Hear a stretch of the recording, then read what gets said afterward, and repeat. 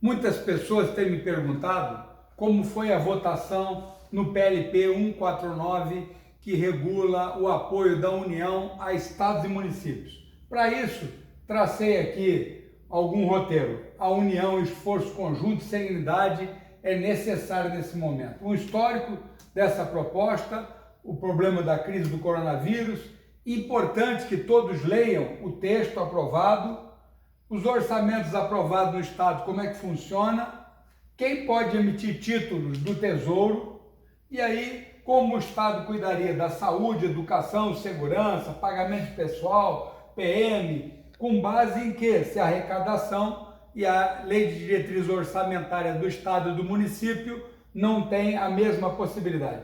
Considerações finais. Indo para o primeiro, o histórico, proposta do governo Plano Mansueto. O Plano Mansueto era um plano de longo prazo, classificava o Estado em categorias conforme cumpre a regularidade fiscal, A, B e C, e esse plano colocava uma série de condições válidas, como privatizações, enxugamento do Estado, tudo para estimular, para diminuir essas dívidas do Estado e eles se tornarem autossuficientes. Esse plano foi adaptado para a situação atual e tem validade de 6 meses. A crise do coronavírus, não preciso dizer mais nada, foi aprovado o estado de calamidade, ele também permite que a União não respeite aqueles aspectos que dizem respeito ao coronavírus e possa se endividar mais do que o planejado nesse momento. Importante o texto, vamos falar dele. O artigo 1º. O artigo 1º na versão aprovada na Câmara dos Deputados, projeto de lei complementar, número 40, apenas institui auxílio financeiro da União para os entes subnacionais aplicarem ações que mitiguem os impactos da pandemia no Covid-19. A transferência de recursos da União para estados e municípios, o repasse para a queda da arrecadação do ICMS no Estado e do ISS, que é basicamente o imposto do município, somente ocorrerá nos meses de maio até outubro. Portanto, trata-se de uma proposta com tempo de duração de 6 meses.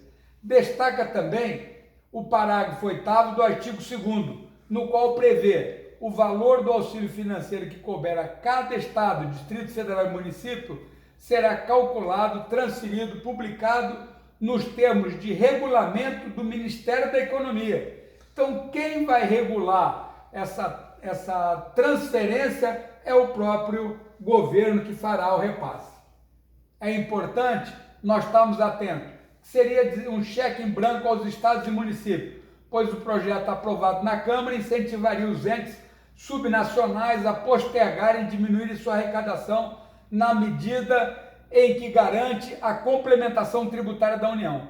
Ocorre que no parágrafo 9º do artigo 2º estabelece: será considerado nulo o ato que conceder ou ampliar incentivo ou benefício de natureza tributária, bem como isenção em caráter geral, diferimento, suspensão, alteração no prazo de recolhimento, benefício de natureza financeira ou creditícia que reduz a arrecadação do ICMS ou do ISS. Conclui-se: o Estado e o município devem atuar para que não haja a queda de arrecadação.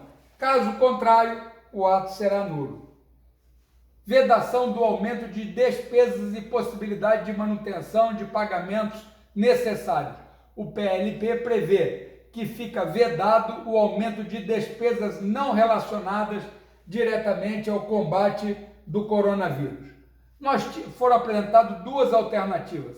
A da Câmara, que acabou sendo aprovada, ela complementa a arrecadação dos estados e municípios para cumprir um planejamento. O governo realizou uma proposta de realizar uma distribuição per capita para estados e municípios. Tentou implantar, acabou não concluindo, foi aprovada aquela. Vamos verificar aonde que aquilo se insere. Orçamentos aprovados de estados e municípios. Os estados e municípios tiveram planejamentos aprovados pelas respectivas assembleias e câmaras dos vereadores em 2019. Esse planejamento foi baseado na arrecadação. Então tem todo um planejamento já executado. Essas atividades visam o bem da população. E esse planejamento já era com um crescimento. E nesse caso do planejamento, ele retroage a 2019. Ele vai complementar aquilo que ficou aquém do arrecadado em 2019. Quem pode emitir títulos do Tesouro? Isso daqui é muito importante, porque antes os estados e municípios poderiam, hoje só a União pode emitir título. Então, com o estado de calamidade, a União pode emitir título do Tesouro para pagamento em 20, 25 anos. Os estados e municípios não podem. Com esses recursos, né, é que vão fazer frente às necessidades do estado. Vamos verificar um outro dado importante. Como o estado cuidaria desses aspectos? E aí eu coloco, não tem outra alternativa. O texto aprovado permitirá aos estados e municípios, né, arcarem com seus compromissos, notadamente os gastos com saúde, educação, segurança, salário dos profissionais de saúde que estão dando um duro danado, professores, segurança que também estão trabalhando muito, como a polícia militar, os policiais, os bombeiros, guardas municipais e todos os demais funcionários públicos que estão desempenhando as suas atividades. Outros gastos previstos no orçamento aprovado e comprometidos pelo coronavírus. Dessa parte, já vou para minhas considerações finais. Primeiro, acredito na recuperação de estados e municípios num prazo inferior a 6 meses. Vou explicar por quê. Foram retirados também os pontos críticos por solicitação dos técnicos do governo, que trabalhou junto e acompanhando esse projeto. O líder do governo, o Major Vitor Hugo, trabalhou bastante e fez um excepcional trabalho. Na votação final, para se terem uma ideia, foram 431 deputados, vezes 70 de 501. O momento é de união e trabalho em conjunto. Qual a alternativa para o estado de São Paulo, para seus municípios e para os demais estados?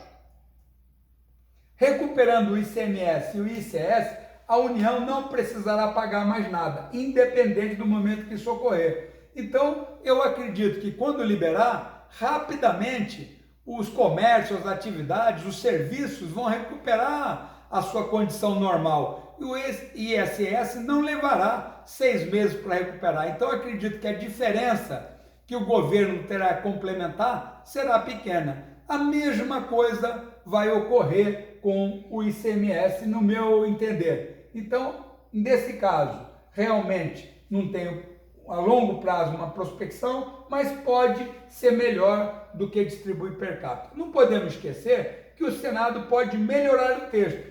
E se não estiver de acordo, o presidente ainda poderá vetar. Sempre busca o melhor para o Brasil e para o governo. O Brasil é uma família e todos devem colaborar. Estudei bastante e votei no que julguei o melhor para o povo brasileiro. Eles precisam dessas atividades. Gostaria de agradecer e de me colocar à disposição para outras perguntas. Procurei ser breve, mas o estudo foi muito mais aprofundado. Muito obrigado, felicidades a todos. Juntos vamos sair dessa crise.